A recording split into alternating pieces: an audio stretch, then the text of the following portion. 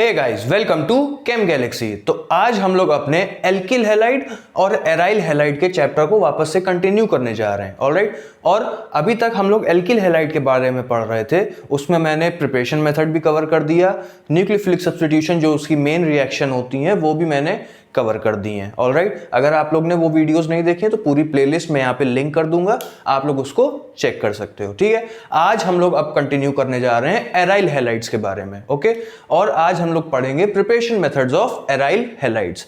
ठीक है, ये बीएससी पॉइंट ऑफ व्यू से, IIT JEE point of view से बहुत ज्यादा इंपॉर्टेंट टॉपिक है। इससे क्वेश्चन बनते ही बनते हैं, तो आप लोग अच्छे से ध्यान देके पढ़िएगा और अगर नोट्स बनाएंगे तो और अच्छा रहेगा। ऑलराइट, तो शुरू करते हैं। तो टॉपिक हम लोग का क्या है? Aryl halides. राइट, टॉपिक है हम लोग का एराइल हैलाइड्स। ठीक, उसमें हम लोग एराइल हैलाइड, आपको पता है क्या होता है? एराइल हैलाइड मतलब कि आपका देखो दो शब्द है ना, एराइल और हैलाइड। एराइल मतलब कोई भी एरोमेटिक रिंग। ठीक है, ज्यादातर हम लोग जो आज पढ़ेंगे उसमें बेसिकली बेंजीन होगा। राइट, उसमें बेसिकली बेंजीन होगा और ऊपर जो है आपका एक्स क्या है? आपका हैलाइड है। एक्स क्या हो सकते हैं? क्लोरीन, ब्रोमीन, आयोडीन या फ्लोरीन। ठीक है, जो आपके मेन हैलोजेंस होते हैं। ठीक है, तो इसको बेसिकली क्या कहा जाता है? Aryl halides. ठीक, तो एराइल हैलाइड्स तो क्या होते हैं, आई होप सबको पता ही होगा। तो अब बात करते हैं प्रिपरेशन मेथड्स की। ठीक है, तो हेडिंग डाल लीजिए आप लोग, प्रिपरेशन मेथड्स।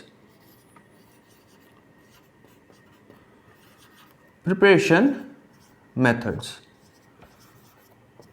ठीक, प्रिपरेशन मेथड में सबसे पहला मेथड हम लोग पढ़ेंगे वो है डायरेक्ट हैलोजिनेशन। ठीक है, सबसे पहला जो पढ़ेंगे हम लोग वो पढ़ेंगे डायरेक्ट हैलोजिनेशन।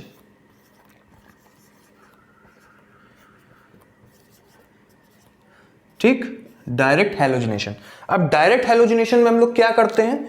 डायरेक्ट हैलोजिनेशन में हम लोग करते हैं कि जैसे आपने ले लिया बेंजीन।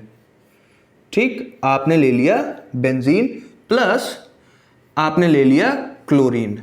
ठीक है, एक एग्जांपल दे रहा हूं, क्लोरीन के अलावा ब्रोमीन भी यूज कर सकते हो, ऐसा कोई नहीं है। आयोडीन भी यूज कर सकते हो, कोई ऐसा दिक्कत नहीं है। ठीक है, एग्जाम्पल के लिए अभी क्लोरीन। ठीक, और साथ में हम लोग को एक लुईस एसिड लेना होता है। ठीक है, इसकी मैं मैकेनिज्म बताऊंगा। ठीक, तब उसमें पता चलेगा कि लुईस एसिड का काम क्या है। ठीक, तो लुईस एसिड लेना होता है, तो लुईस एसिड आप या तो एनहाइड्रस फेरिक क्लोराइड ले सकते हो या फिर एनहाइड्रस एल्युमिनियम क्लोराइड ले सकते हो।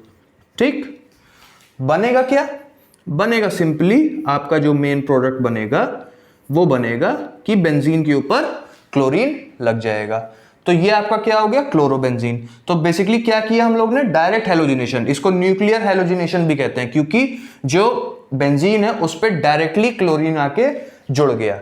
अब ये होता कैसे है उसको देखते हैं। ठीक है, अच्छा, इसकी जगह ब्रोमीन भी यूज कर सकते थे अगर सेम चीज में यहां पे। ठीक है, सेम चीज अगर मैं ब्रोमीन के साथ भी कर सकता हूं, ये आपका बेंजीन प्लस ब्रोमीन और आप एनहाइड्रस FeCl3 आपने लिया। ठीक, या फिर एनहाइड्रस एल्युमिनियम क्लोराइड, जो आपका मन करे। ठीक, आपका क्या मिल जाएगा? आपका मिल जाएगा ब्रोमोबेंजीन। ठीक, बेसिकली अगर आपको क्लोरीनेशन या फिर ब्रोमिनेशन कराना है, ठीक है, तब हम लोग ये लुईस एसिड यूज करते हैं। आयोडीनेशन के केस में हम लोग को लुईस एसिड यूज करने की जरूरत नहीं पड़ती है। ठीक है, तो अभी फिलहाल इतना देखो, फिर मैं आयोडीनेशन भी बताऊंगा। तो क्लोरीनेशन या ब्रोमिनेशन डायरेक्टली अगर बेंजीन पे करानी है तो हमको एक लुईस एसिड लेना पड़ेगा, या तो फेरिक क्लोराइड ले लो या तो एल्युमिनियम क्लोराइड ले लो एनहाइड्रस कंडीशन में। ठीक है, तो ये तो हो गई रिएक्शन। अब इसकी मैकेनिज्म देख लेते हैं। ठीक, इतना नोट कर लिया?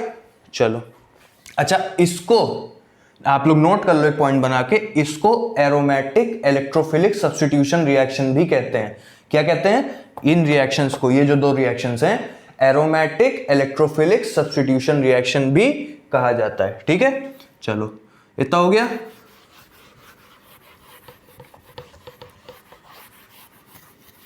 अब देखो बात करते हैं इसकी मैकेनिज्म की। ठीक है, मैकेनिज्म में होता क्या है? तो मैकेनिज्म। ठीक, सबसे पहले क्या होता है, सबसे पहले आपका जो है, जैसे क्लोरीन का एग्जांपल ले लेते हैं। ठीक है, तो ये आपका क्लोरीन है, राइट, Cl2 है, ठीक, प्लस मैं ले लेता हूं AlCl3, ठीक, FeCl3 भी ले सकते हो, AlCl3 भी ले सकते हो। ठीक है, क्या होता है, इसके पास होते हैं लोन पेयर्स, राइट, क्लोरीन के पास होते हैं लोन पेयर। सबसे पहले स्टेप में ही लुईस एसिड का रोल है। क्या करता है Lewis acid? Lewis acid electrophile generate करता है। अभी मैंने आपको क्या बताया, जो रिएक्शन है वो क्या है, एरोमेटिक इलेक्ट्रोफिलिक सब्स्टिट्यूशन, यानी एरोमेटिक रिंग में इलेक्ट्रोफाइल का सब्स्टिट्यूशन। तो एल्युमिनियम क्लोराइड क्या करता है, एल्युमिनियम क्लोराइड इलेक्ट्रोफाइल जनरेट करता है। कैसे, देखो AlCl3 है, AlCl3 यानी क्या है, लुईस एसिड। लुईस एसिड मतलब जो कि लोन पेयर एक्सेप्ट कर ले। ठीक है, तो क्लोरीन के पास लोन पेयर है, 3 लोन पेयर है, ये एक लोन पेयर इसको प्रोवाइड करेगा, ठीक, और एक लोन पेयर इसको प्रोवाइड करेगा, और ये बॉन्ड ऐसे टूट जाएगा। ठीक, बनेगा क्या, बनेगा आपका, देखो एल्युमिनियम ने इलेक्ट्रॉन ली है तो एल्युमिनियम पे माइनस चार्ज आ जाएगा, और आपका बन जाएगा AlCl4 माइनस, ठीक, प्लस Cl प्लस। ठीक है, Cl प्लस, ये क्या है, ये बन गया इलेक्ट्रोफाइल, आपका प्लस चार्ज है, इलेक्ट्रॉन डेफिशिएंट स्पीशी है, राइट, ये आपका बन गया इलेक्ट्रोफाइल। ठीक, अब क्या होता है, अब देखो ये जाके बेंजीन पे अटैक करेगा। ठीक, ये आपका बेंजीन है, ठीक, यहां पे इलेक्ट्रोफाइल आएगा। अच्छा, जो बेंजीन होती है, ठीक है, बेंजीन होती है, एरोमेटिक रिंग्स जो होती हैं वो इलेक्ट्रोफिलिक सब्स्टिट्यूशन बहुत आराम से देती है। क्यों, क्योंकि जो बेंजीन होती है, बेंजीन तो प्लेनर होती है ना, बेंजीन तो ऐसे देखो प्लेनर होती है, ये जो मेरा हाथ है ये बेंजीन मान लेते हैं। ठीक है, और इसके ऊपर और नीचे इलेक्ट्रॉन क्लाउड होते हैं। ठीक, तो इलेक्ट्रॉन क्लाउड यानी नेगेटिवली चार्ज, इलेक्ट्रोफाइल आपका पॉजिटिवली चार्ज। तो ये पॉजिटिवली चार्ज जो इलेक्ट्रोफाइल है, इसको वो इलेक्ट्रॉन क्लाउड अपनी तरफ अट्रैक्ट करता है। ठीक है, जो ऊपर नीचे इलेक्ट्रॉन क्लाउड है वो इस पॉजिटिवली चार्ज इलेक्ट्रोफाइल को अपनी तरफ अट्रैक्ट करता है। इसीलिए एरोमेटिक रिंग्स जो होती हैं वो इलेक्ट्रोफिलिक सब्स्टिट्यूशन बहुत आराम से देती हैं और प्रेफर करती हैं देना। ठीक, तो अब होगा क्या, होगा कुछ नहीं, देखो क्लोरीन प्लस है आपका इलेक्ट्रोफाइल, ये बेंजीन, ये जो अपना इलेक्ट्रॉन इधर शिफ्ट करेगा। ठीक, इलेक्ट्रॉन इसने अपना शिफ्ट किया, आपका बनेगा ये यहां क्लोरीन, ठीक, ये और यहां प्लस चार्ज। ठीक, आई होप सबको दिख रहा है। ठीक, आपका बेंजीन, क्लोरीन और उसके ऑर्थो पोजीशन पे प्लस चार्ज। ये हुआ कैसे, ठीक है, मैं आप लोग को एक तरीका बता देता हूं इसको समझने के लिए। हालांकि एग्जाम में जब भी मैकेनिज्म लिखिएगा ऐसे ही लिखिएगा, कन्वेंशनल मेथड ये है। ठीक है, लेकिन समझने के लिए कि प्लस चार्ज इधर उधर कैसे आता है वो मैं आप लोग को बता देता हूं। ठीक है, वो सिर्फ समझने के लिए, उसको सिर्फ अपने तक ही रखिएगा, उसको पेपर में मत लिख के आइएगा, आपके नंबर कट सकते हैं। ठीक है, ये सिर्फ समझने के लिए है। तो क्या होता है असल में, देखो आपका ये बेंजीन है ना, और ये आपका Cl प्लस है। ठीक, ये आपका Cl प्लस है। अब क्या करो, मैंने आपको क्या दिखाया, ये पाई बॉन्ड इधर शिफ्ट हो गया, मतलब पाई बॉन्ड के इलेक्ट्रॉन्स इधर शिफ्ट हो गए, राइट। उसकी जगह आप ऐसे भी कर सकते हो। ठीक है, समझने के लिए क्या कर सकते हो, आप ये बॉन्ड ऐसे तोड़ो, ये जो पाई बॉन्ड है इसको ऐसे तोड़ो। ठीक, पाई बॉन्ड जब आपने ऐसे तोड़ा तो जिस तरफ टूटा, जिस कार्बन पे टूटा, मतलब इलेक्ट्रॉन उधर शिफ्ट हुए, इलेक्ट्रॉन उधर शिफ्ट हुए यानी उस पे माइनस चार्ज। ठीक, इस कार्बन से इलेक्ट्रॉन दूर गए तो इस पे पॉजिटिव चार्ज। ठीक, अब क्या करना है, अब देखो जो माइनस है और प्लस है उसमें आपस में बना दो बॉन्ड। ठीक, ये माइनस था ये प्लस था, इसमें आपस में बना दो बॉन्ड, आपका ये बन जाएगा ये Cl, ठीक, ये और प्लस चार्ज। ठीक है, बेसिकली ये ऐसे हो रहा है। ठीक, ऐसे हो रहा है, लेकिन ऐसे दिखाया नहीं जाता, थोड़ा कॉम्प्लिकेटेड लगता है, समझने के लिए ये ऐसे है, असल में ऐसे दिखाया जाता है। ठीक है, तो ये हो गया आपका। अच्छा, ये सिर्फ समझने के लिए है, इसको एग्जाम में ऐसे मत ड्रॉ करिएगा मैकेनिज्म। ठीक है, नंबर कट सकते हैं आपके। ठीक, तो ये आपका बना, ये क्या है, ठीक, इसको कहा जाता है अरीनियम आयन। क्या कहा जाता है, अरीनियम आयन कहा जाता है, अरीनियम आयन इंटरमीडिएट, ठीक, इसको कहा जाता है अरीनियम आयन, या फिर अरीनियम आयन भी कहते हैं, या फिर इसको वाल्डन इंटरमीडिएट भी कहते हैं, ठीक, वाल्डन इंटरमीडिएट, ठीक, या फिर इसको सिग्मा कॉम्प्लेक्स भी कहा जाता है, ठीक है। ये 3 नाम है इसके, टीचर तीनों में से कोई भी पूछ सकता है आपसे। ये जो आपका बना, ये इसको या तो अरीनियम आयन कहते हैं, या तो वाल्डन इंटरमीडिएट कहते हैं, या तो सिग्मा कॉम्प्लेक्स कहा जाता है इसको, ठीक है। तो ये आपका बना। अच्छा, ये तो रेजोनेंस स्टेबलाइज है, ये तो दिख ही रहा है आप लोग को, यहाँ प्लस चार्ज है, उसके कॉन्जुगेशन में ये पाई बॉन्ड है, ये पाई बॉन्ड है, तो ये रेजोनेंस स्टेबलाइज भी है। मैं आपको करके भी दिखा देता हूँ रेजोनेंस इसका, ठीक, आपको रेजोनेंस भी करके दिखा देता हूँ, पूरी चीजें एक्सप्लेन करूंगा मैं। तो आपका ये है,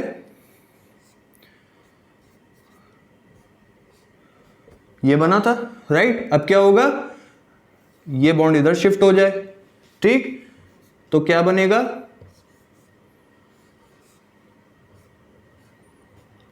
क्लोरीन यहां प्लस, ठीक, फिर क्या हो, ये बॉन्ड इधर शिफ्ट हो जाए, राइट, तो क्या होगा,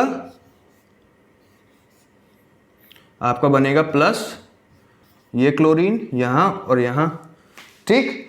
तो इसका बेसिकली वो कर सकते हो ना, एक रेजोनेंस हाइब्रिड बना सकते हो। रेजोनेंस हाइब्रिड कैसे बनता है, रेजोनेंस हाइब्रिड जो इसका होगा, ठीक है, ये तो इसके रेजोनेटिंग स्ट्रक्चर हो गए अरीनियम के, इसीलिए स्टेबल होता है ना, क्योंकि रेजोनेटिंग स्ट्रक्चर्स हैं इसके, तो इसलिए स्टेबलाइज है। इसका अगर आपको रेजोनेंस हाइब्रिड बनाना हो तो रेजोनेंस हाइब्रिड कुछ ऐसा दिखेगा, क्योंकि देखो प्लस चार्ज पूरे रिंग में रोटेट कर रहा है, पहले यहां था, फिर यहां आ गया, फिर यहां आ गया, तो इसका जो वो बनेगा रेजोनेंस हाइब्रिड, वो कुछ ये बनेगा, ठीक, ये, ठीक है। तो इस तरीके से ये स्टेबलाइज होता है। इसको क्या कहा जाता है, अरीनियम आयन कहा जाता है, ठीक है। इतना नोट करो, तो आगे का बताऊं, ठीक, इतना नोट हो गया, चलो।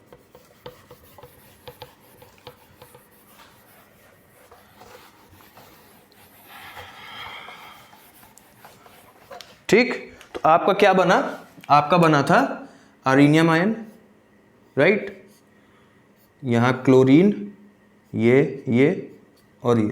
अच्छा, अब देखो क्लोरीन तो अटैच हो गया, लेकिन जो रेजोनेंस था, जो एरोमेटिक नेचर था बेंजीन का, वो तो खत्म हो गया ना, क्योंकि वो वाला पाई बॉन्ड तो टूट गया। अब तो इसकी स्टेबिलिटी तो कम हो गई, ठीक, एज कंपेयर्ड अगर बेंजीन से कंपेयर करते तो, क्योंकि इसने रेजोनेंस अपना खो दिया, ठीक, अपना एरोमेटिक नेचर खो दिया। तो अब ये क्या करेगा, अपना एरोमेटिक नेचर वापस पाना चाहेगा। उसके लिए क्या करेगा, देखो क्लोरीन तो यहां पे था, ठीक है, क्लोरीन तो यहां पे जुड़ा, लेकिन यहां पर एक हाइड्रोजन भी तो था, यहां पर एक हाइड्रोजन भी तो था, तो ये हाइड्रोजन निकल जाएगा, समझ रहे हो, ये हाइड्रोजन निकल जाएगा और ये पाई बॉन्ड इधर आ जाएगा, ठीक, हाइड्रोजन निकल जाएगा माइनस H+ के फॉर्म में, मतलब H+ के फॉर्म में हाइड्रोजन निकल जाएगा, और आपका ये प्रोडक्ट बन जाएगा, ठीक। इस तरीके से बेसिकली मैकेनिज्म होती है इसकी, ठीक है। इसको नोट कर लो, इसको नोट कर लो। गर्मी बहुत ज़्यादा हो रही है आज, एक्चुअली क्या है ना, पंखा मुझे बंद करना पड़ता, नहीं तो माइक में डिस्टॉर्शन आता है उसका, तो इसलिए अगर थोड़ा पसीना आ रहा है तो उसको अवॉइड करिएगा, यहाँ पे फोकस करिए, ठीक है। तो इस तरीके से बेसिकली आपका क्लोरोबेंजीन बन जाता है, किससे, डायरेक्ट हेलोजिनेशन से, ठीक है। इसी तरह आप ब्रोमीन का भी कर सकते हो, जैसे Cl+ बना था, राइट, उसी जगह आपका Br+ बन जाएगा, ठीक। तो इस तरीके से तो हो गया आपका क्लोरीनेशन और ब्रोमिनेशन। कैसे, एरोमेटिक इलेक्ट्रोफिलिक सब्स्टिट्यूशन से, जिसमें इंटरमीडिएट क्या बनता है आपका अरीनियम आयन, या फिर उसको और क्या कहते हैं, वाल्डन इंटरमीडिएट, या फिर सिग्मा कॉम्प्लेक्स, ठीक है। चलो इतना हो गया, ठीक है। अब देखो, अगर मुझे आयोडीनेशन कराना हो बेंजीन पे, ठीक है, अगर मुझे आयोडीनेशन कराना हो तो आयोडीनेशन में डायरेक्टली करा सकता हूं, बस एक प्रॉब्लम आती है उसमें, ठीक है, वो भी सॉल्व हो सकती है। क्या आयोडीनेशन में क्या है कि बेंजीन,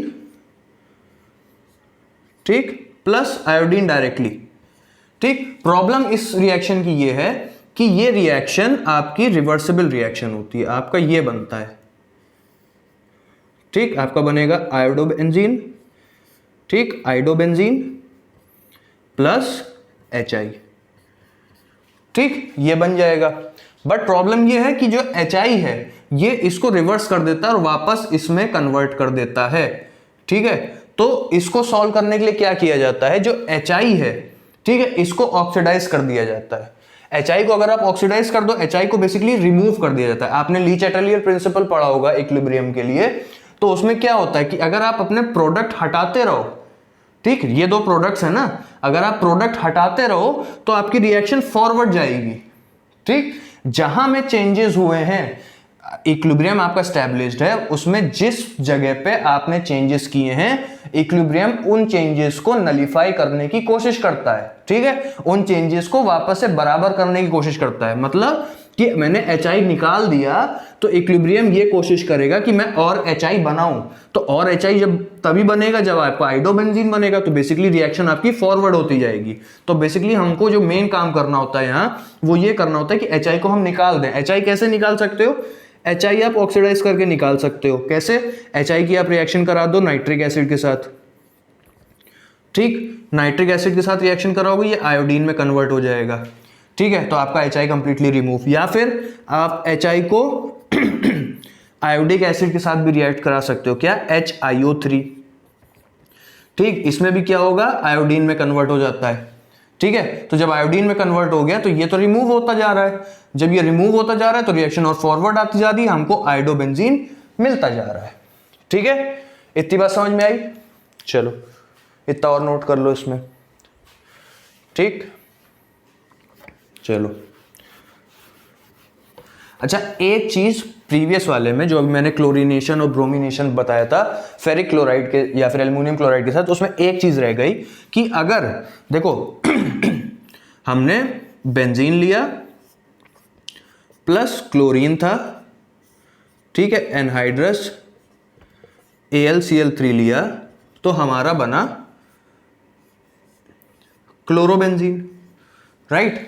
लेकिन अगर मैं क्लोरीन को एक्सेस में ले लूं, ठीक है, क्लोरीन को अगर मैं एक्सेस में ले लेता हूं तो इसके आगे भी रिएक्शन बढ़ती जाएगी। इसके आगे क्या होगा, जो क्लोरीन होता है, क्लोरीन क्या होता है, ऑर्थो पैरा डायरेक्टिंग होता है, ठीक है।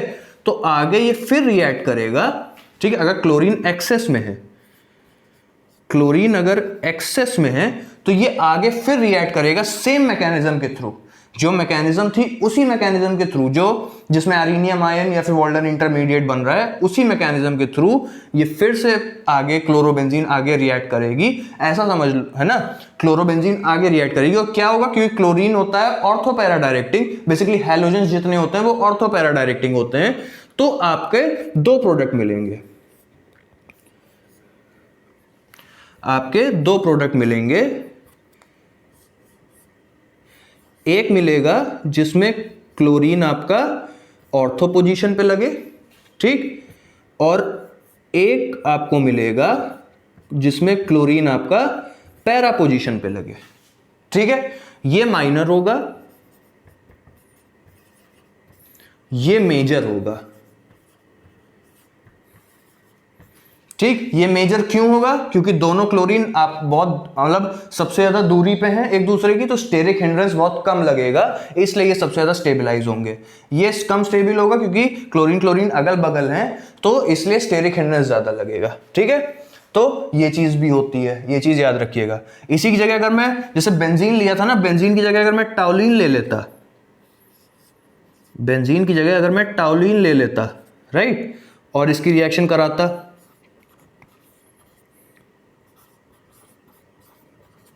ठीक, अगर मैं इसकी रिएक्शन कराता टाउलिन की, ठीक है,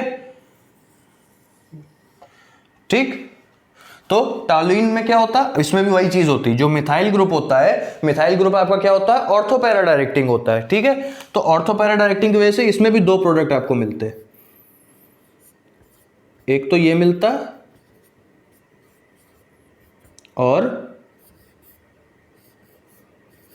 एक आपका ये मिलता, राइट। पैरा पे लगता है एक क्लोरीन, एक लगता क्लोरीन ऑर्थो पे। पैरा वाला फिर से स्टेबल क्योंकि स्टेरिक हिंड्रेंस सबसे कम है इसमें, ठीक है। तो ये चीज भी याद रखिएगा। चलिए इतना हो गया। अब बात करते हैं कि अगर साइड चेन में हैलोजिनेशन कराना हो, ठीक है, साइड चेन में अगर हैलोजिनेशन कराना हो तो कैसे करते हैं। देखो हेडिंग डाल लो साइड चेन हैलोजिनेशन।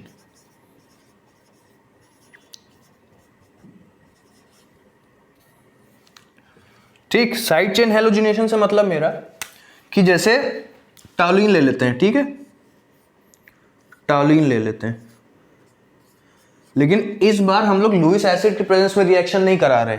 अब हम लोग क्या कर रहे हैं, अब हम लोग क्लोरीनेशन करा रहे हैं, ठीक है, या फिर ब्रोमिनेशन करा रहे हैं, लेकिन HNU की प्रेजेंस में करा रहे हैं, ठीक है, सनलाइट की प्रेजेंस में करा रहे हैं, यानी फ्री रेडिकल मैकेनिज्म के थ्रू करा रहे हैं। तो क्या बनता है, तो ये बनेगा,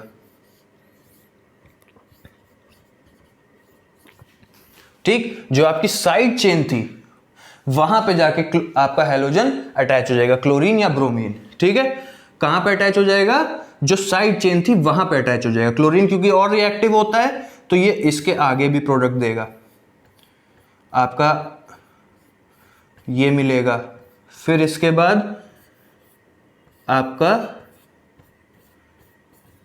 ये मिल जाएगा, ठीक है। जितने हाइड्रोजन से सबको रिप्लेस करेगा क्लोरीन, क्योंकि क्लोरीन रिएक्टिव ज्यादा होता है, सेलेक्टिव कम होता है, ठीक है।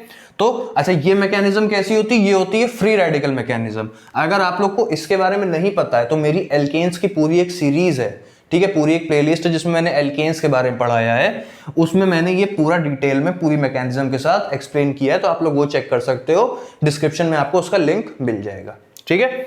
तो ये फ्री रेडिकल मैकेनिज्म के थ्रू होता है और जितने हाइड्रोजन है उसको वो रिप्लेस करता जाएगा क्लोरीन, क्योंकि क्लोरीन सेलेक्टिव ज्यादा होता है और सॉरी, क्लोरीन रिएक्टिव ज्यादा होता है और सेलेक्टिव कम होता है, ठीक है। इसी जगह का ब्रोमीन लेते तो ब्रोमीन पहले स्टेप में रुक जाता, जहां पे एक बार Br लगता खाली, ठीक है। तो ये हो गया। अच्छा, इसमें एक चीज और, तो क्या अगर यहां पे ब्रोमीन ले लेते, ठीक है, अगर यहां पे मैं ब्रोमीन ले लेता, ठीक, तो आपकी रिएक्शन यहीं पर रुक जाती, ये आपका ब्रोमीन, इसके आगे ना होता, क्योंकि ब्रोमीन आपका सेलेक्टिव ज्यादा होता है, रिएक्टिव कम होता है, ठीक है। तो वो एक जगह एक बार अटैच होके खत्म हो जाता, ठीक। एक तो इस तरीके से साइड चेन। अच्छा, अगर साइड चेन लंबी हो, कि अभी तो हमारी साइड चेन में खाली मिथाइल ग्रुप है, राइट, अगर हमारी साइड चेन में हमारी साइड चेन लंबी हो, इथाइल हो या प्रोपाइल लगा हो जैसे, ठीक है, अगर हमारी साइड चेन कुछ इस तरीके की हो, ये आपका बेंजीन, ठीक, CH2 CH2 CH3, ठीक, मान लो ये लगा हुआ है, प्रोपिल बेंजीन है, ठीक। अब इसमें मुझे क्लोरीनेशन या ब्रोमिनेशन कराना है, ठीक है। क्या कराना है, क्लोरीनेशन या ब्रोमिनेशन, जो आपको सही लगे वो आप कराओ सनलाइट की प्रेजेंस में, ठीक है। तो अब कहां पे लगेगा, तो हमेशा याद रखना, जब भी इस टाइप का हो तो हमेशा बेंजाइलिक पोजीशन पे आपका सब्स्टिट्यूशन होता है। बेसिकली बेंजाइलिक पोजीशन पे आपका क्लोरीन या ब्रोमीन जाके लगेगा। बेंजाइलिक पोजीशन कौन सी होती है, जो आपका बेंजीन से डायरेक्टली अटैच्ड कार्बन है, वो जो ये है, ये जो कार्बन है, ये वाले कार्बन पे, इस कार्बन को बेसिकली बेंजाइलिक पोजीशन कहा जाता है, ठीक है। क्योंकि आपका जो ये होता है CH2, ठीक, ये जो ग्रुप होता है ना, इसको बेंजाइलिक ग्रुप कहते हैं, ठीक है। इसको क्या कहा जाता है, बेंजाइलिक ग्रुप। तो जब इस पे आके जुड़ेगा, ठीक है, ये तब भूल जाओ, इतना क्या CH2 ये बेंजाइलिक ग्रुप है, ठीक। जब इस कार्बन पे आके आपका क्लोरीन या ब्रोमीन जुड़ेगा तो उसको कहा जाता है बेंजाइलिक सब्स्टिट्यूशन, ठीक है, बेंजाइलिक हैलोजिनेशन या बेंजाइलिक, ठीक है, बेंजाइलिक क्लोरीनेशन या फिर बेंजाइलिक ब्रोमिनेशन, ठीक।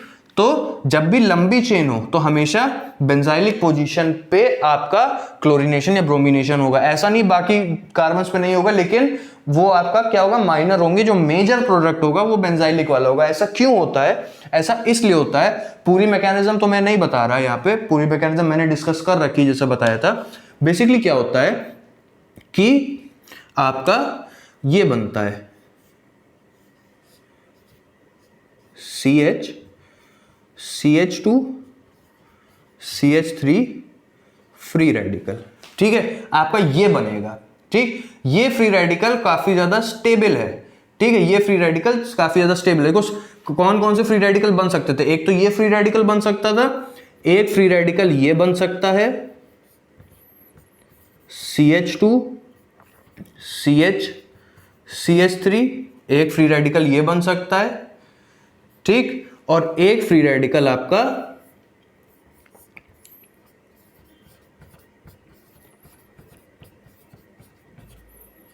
ये बन सकता है। ठीक, तो अब इन तीनों फ्री रेडिकल्स में से सबसे ज्यादा स्टेबल फ्री रेडिकल कौन सा है? जो सबसे ज्यादा स्टेबल होगा वही सबसे ज्यादा बनेगा।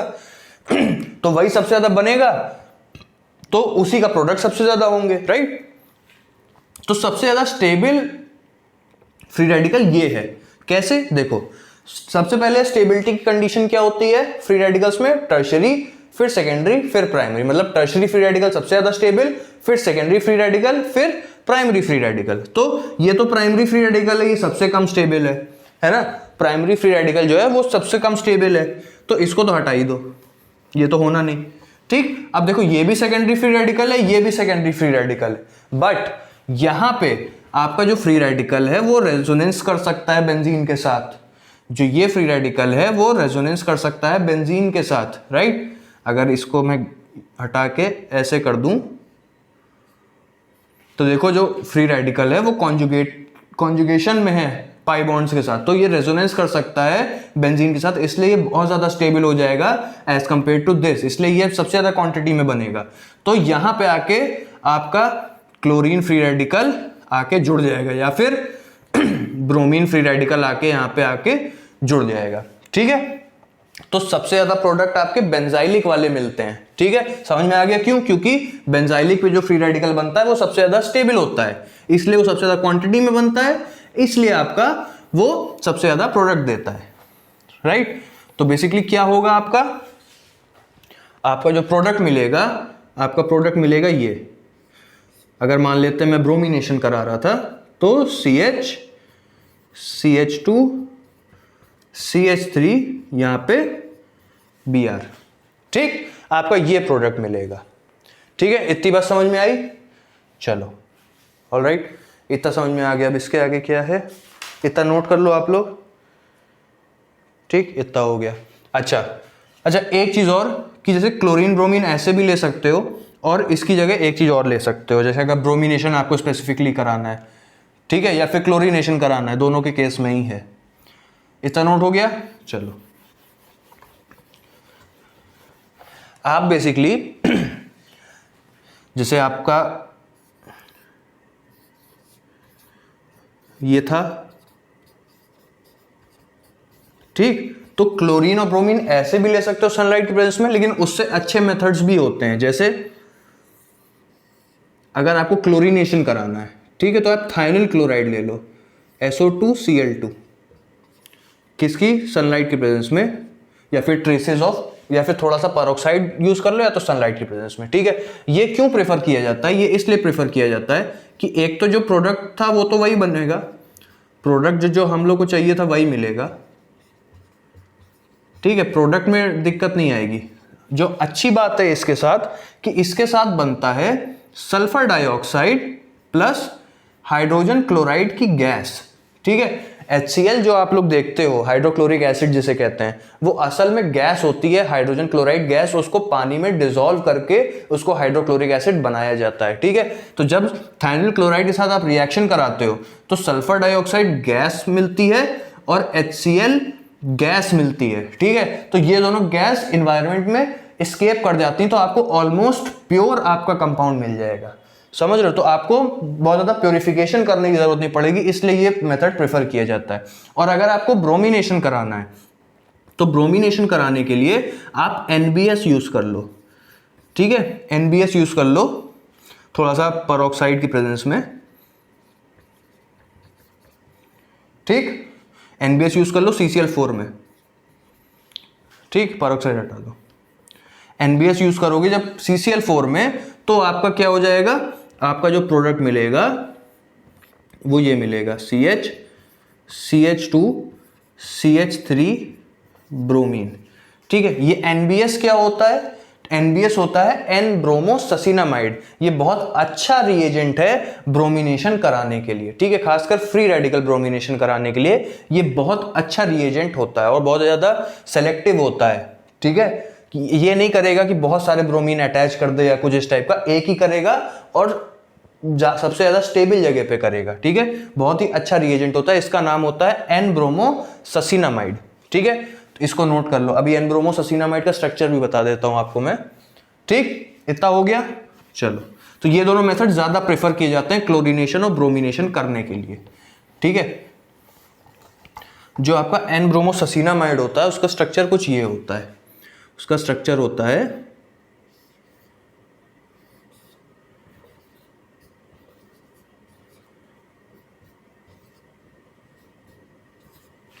ठीक, ये होता है, क्या होता है, NBS होता है, NBS। ठीक, इसको क्या कहते हैं, एन ब्रोमो ससिनामाइड।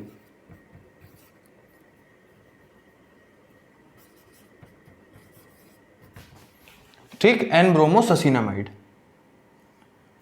ठीक, ये होता है स्ट्रक्चर। तो बेसिकली क्या होता है, ये ऐसे टूट जाता है। ठीक है, तो आपका Br फ्री रेडिकल इससे जनरेट होता है। ठीक है, तो ये हो गया। ऑलराइट, चलो इतना तो हो गया। ठीक है, अब इसके आगे देखते हैं प्रिपरेशन मेथड्स। ज्यादा नहीं बचा है, थोड़ा सा बचा हुआ है। ठीक है, अब इसके आगे प्रिपरेशन मेथड्स कौन से हैं, तो इसके आगे आप जो वो होता है, आप एनिलीन से भी आप क्या कहते हैं, एराइल हैलाइड्स बना सकते हो। कैसे, देखो। ठीक है, तो हेडिंग डाल लो फ्रॉम एनिलीन, फ्रॉम एनिलीन्स। ठीक है, तो एनिलीन से कैसे कर सकते हो, देखो।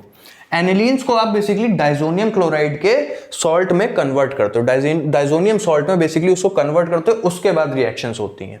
ठीक, तो क्या है, एनिलीन है आपका, एनिलीन यानी बेंजीन पे NH2।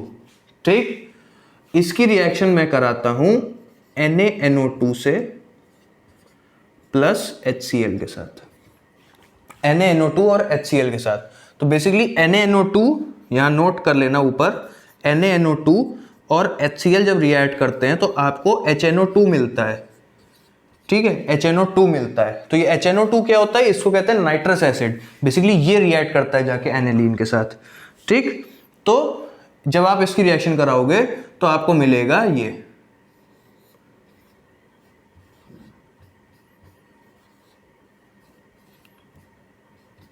ये होता है आपका बेंजीन डाइजोनियम क्लोराइड का सॉल्ट। ठीक, क्या कहते हैं, बेंजीन डाइजोनियम क्लोराइड सॉल्ट। ठीक, ये होता है आपका। ठीक है, इसकी रिएक्शन फिर कराई जाती है आपका क्या बनाने के लिए, आपका एराइल हैलाइड बनाने के लिए। कैसे, देखो, सबसे पहली रिएक्शन होती है आपकी सैंडमेयर रिएक्शन। ठीक, सबसे पहली रिएक्शन हेडिंग डाल लो सैंडमेयर रिएक्शन। सैंडमेयर रिएक्शन में क्या होता है, कुछ करना नहीं होता है इसमें। ठीक है, आपका डाइजोनियम सॉल्ट है, right, N2 plus Cl minus, short में लिख दे रहा हूं। ठीक है, वही चीज लिखी है, शॉर्ट में लिखा है बस। ठीक, इसकी रिएक्शन आप कराओ, दो रिएक्शंस होती हैं बेसिकली क्लोरीनेशन और ब्रोमिनेशन के लिए। ठीक है, आप कराओ क्यूप्रस क्लोराइड और HCl के साथ, या फिर आप कराओ क्यूप्रस ब्रोमाइड और HCl के साथ। तो प्रोडक्ट क्या मिलता है आपका, बेसिकली ये पूरा हट जाएगा। ठीक है, जो ऊपर वाला जो ग्रुप है, बेंजीन के ऊपर जो ग्रुप लगा है डाइजोनियम वाला ग्रुप, वो निकल जाएगा।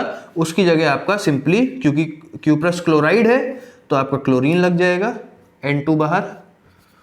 ठीक, यहां पे क्यूप्रस ब्रोमाइड है तो आपका ब्रोमीन लग जाएगा और N2 बाहर। ठीक है, ये होती है बेसिकली सैंडमेयर रिएक्शन। ठीक है, जब क्यूप्रस क्लोराइड HCl या फिर क्यूप्रस ब्रोमाइड और HBr लेते हैं, सॉरी यहाँ HBr।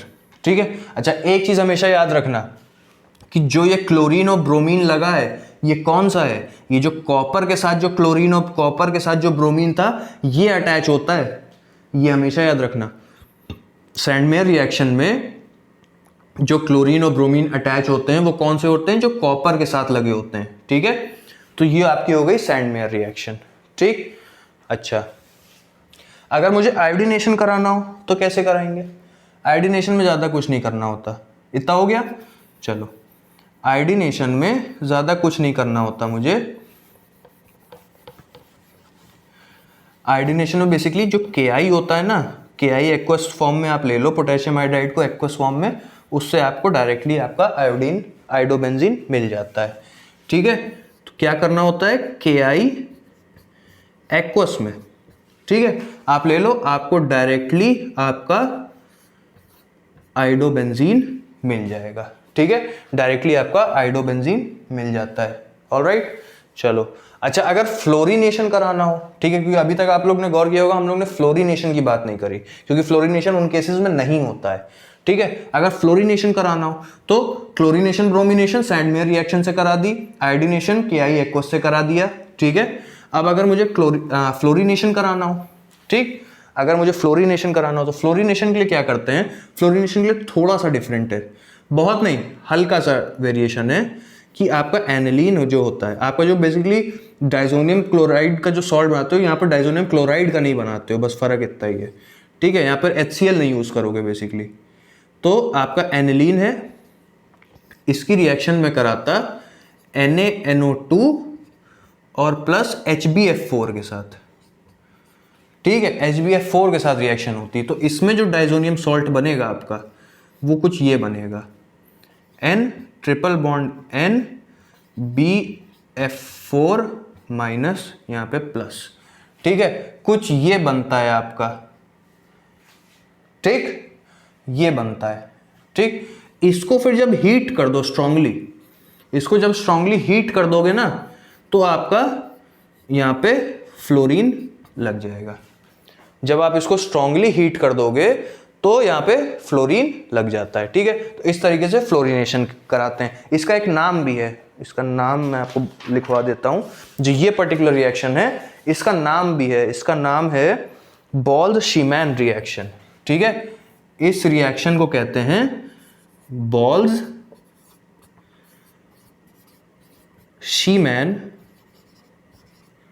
रिएक्शन, ठीक है। हो सकता है आपसे पूछ लिया जाए बोल्ट्जमैन रिएक्शन आपको पता है क्या, तो ये होती है क्या, एनिलीन का आपने बेसिकली डाइजोनियम जो सॉल्ट बना रहे हो थोड़ा सा फर्क होगा, HCl की जगह HbF4 यूज करोगे, आपका ये डाइजोनियम सॉल्ट बनेगा, उसकी जब आप हीटिंग करोगे स्ट्रांगली तो आपका फ्लोरोबेंजीन आपको मिल जाएगा, ठीक है। तो ये हो गया। अच्छा, इसके अलावा एक और होता है गैटरमैन रिएक्शन, जिसमें आप डाइजोनियम सॉल्ट का यूज करते हो, ठीक है, गैटरमैन रिएक्शन भी होता है, तो आप वो हेडिंग डाल लो, ज्यादा नहीं बचा है, थोड़ा सा बचा है बस। तो गैटरमैन रिएक्शन में क्या होता है,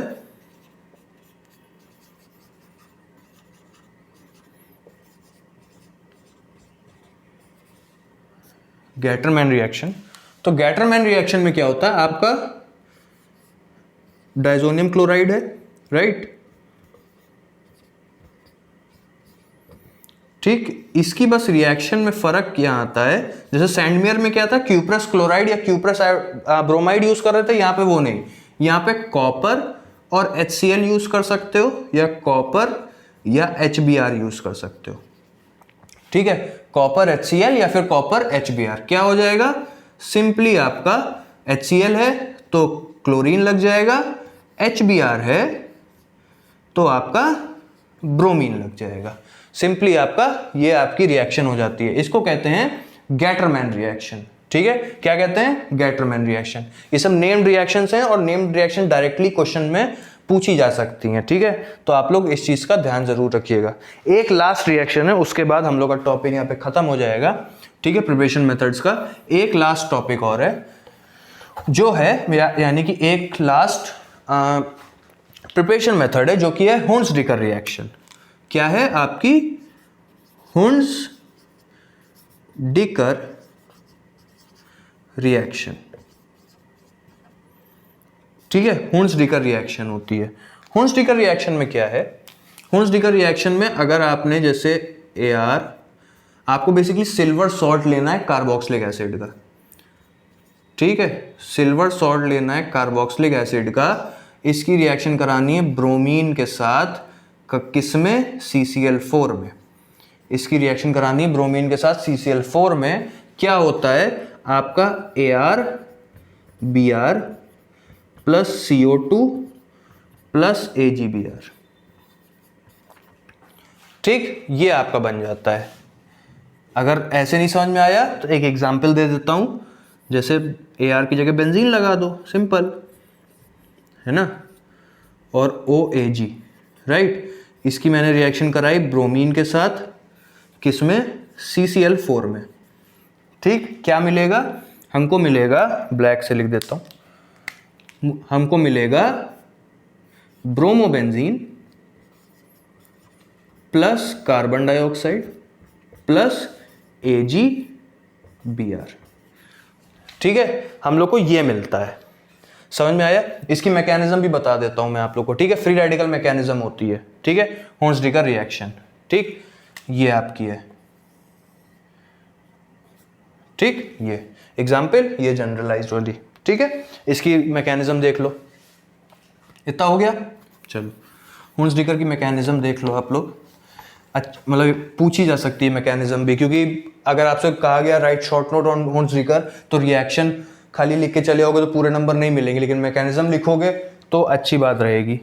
तो क्या होता है, सबसे पहले आपका जैसे बेंजीन है, ठीक, COOAg, राइट, ये ब्रोमीन के साथ रिएक्ट करता, ठीक है, ब्रोमीन के साथ रिएक्ट करेगा और आपका कुछ ये मिल जाएगा, COBr प्लस AgBr, ठीक है। सबसे पहले तो ये मिल जाएगा, ठीक है। इसको रुको ऐसे दिखा लो, ज़्यादा क्लियर हो जाएगा आप लोग को, ठीक, अब समझ में आ जाएगा। Ag की जगह Br लग जाएगा। अब क्या होगा, ये आगे जो है, ये जो बना, ये फ्री रेडिकल मैकेनिज्म देता है। कैसे, आपका ये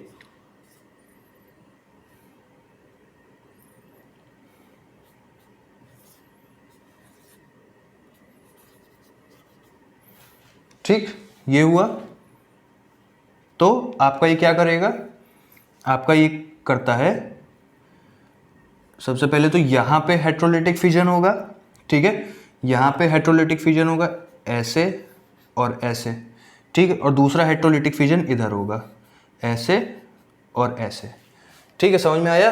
किधर किधर होगा, OBr के बीच होगा और जो कार्बन और बेंजीन का बॉन्ड है उसके बीच होगा। तो क्या बनेगा, देखो यहाँ पे जब बॉन्ड टूटा तो इधर एक फ्री रेडिकल बना, और OBr वाला बॉन्ड टूटा तो इधर एक फ्री रेडिकल बना, राइट। तो जब इन दोनों जगह फ्री रेडिकल बना तो ये बॉन्ड बना लेंगे, ठीक है, ये बॉन्ड बना के आपको कार्बन डाइऑक्साइड दे देंगे, ठीक है, और साथ में क्या बन जाएगा, आपका phenyl free radical plus bromine free radical, ठीक है, ये मिल जाएगा। ये दोनों आपस में कंबाइन हो जाएंगे, ये दोनों आपस में कंबाइन हो जाएंगे और आपको आपका ब्रोमोबेंजीन मिल जाएगा, ठीक है। समझ में आई बात इतनी? चलो ठीक है। अच्छा, आप सोचो कि खाली ब्रोमिनेशन करा सकते क्या इसमें, तो खाली ब्रोमिनेशन नहीं, इसमें क्लोरीनेशन और आयोडीनेशन भी करा सकते हैं, लेकिन द थिंग इज कि क्लोरीन और आयोडीन वाले की एक तो यील्ड बहुत ज्यादा नहीं होती है, ठीक है। अगर क्लोरीन और आयोडीन को 1:1 के रेशियो में रखें, जो सिल्वर सॉल्ट है और ब्रोमीन है, यहाँ पर जैसे सिल्वर सॉल्ट है, सिल्वर सॉल्ट और प्लस क्लोरीन या आयोडीन जो भी ले रहे हो, वो अगर बराबर के रेशियो में, अगर 1 मोल ये है तो 1 मोल ही वो हो, तो फिर भी आपकी कुछ प्रोडक्ट आपको मिल जाएगा, रिएक्शन हो जाएगी, लेकिन कम यील्ड मिलेगी। लेकिन अगर एक्सेस में ले लेते हो तो ये रिएक्शन ही नहीं होती, वो दूसरी रिएक्शन दे देता है। जैसे आपका जब सिल्वर सॉल्ट है ये और इसके साथ आयोडीन एक्सेस में ले लो, ठीक है, सिल्वर सॉल्ट ऑफ एसिड के साथ आयोडीन एक्सेस में ले लो, तो आपको एस्टर मिल जाता है, उसको चीची-बाबिन रिएक्शन कहते हैं, ठीक है। तो इसीलिए मेन जो प्रेफर किया जाता है हुंस-डिकर में, वो ब्रोमिनेशन किया जाता है, क्योंकि इसमें यील्ड हम लोग को अच्छी मिलती है, ठीक। लेकिन ऐसा नहीं है कि क्लोरीनेशन या आयोडीनेशन नहीं करा सकते। अगर बराबर मात्रा में ले लेते हैं, बराबर इक्विवेलेंट ले लेते हैं, 1 ग्राम इक्विवेलेंट 1 ग्राम इक्विवेलेंट या फिर 1 मोल 1 मोल, तो हम लोग को थोड़ा प्रोडक्ट मिलता है क्लोरोबेंजीन का या फिर आयोडोबेंजीन का। ठीक है, तो इसी के साथ हम लोग के जितने भी हम लोग के प्रिपरेशन मेथड्स थे एराइल हैलाइड के, वो सारे कंप्लीट हो गए हैं। ओके, आई होप आप लोग को जो भी मैंने पढ़ाया वो समझ में आया हो। जो भी डाउट्स हो वो आप लोग मुझसे पूछिएगा, मैं कमेंट सेक्शन में आप लोग को हर चीज का जवाब दूंगा। ऑलराइट, तो अब मिलते हैं नेक्स्ट वीडियो में, तब तक के लिए थैंक यू।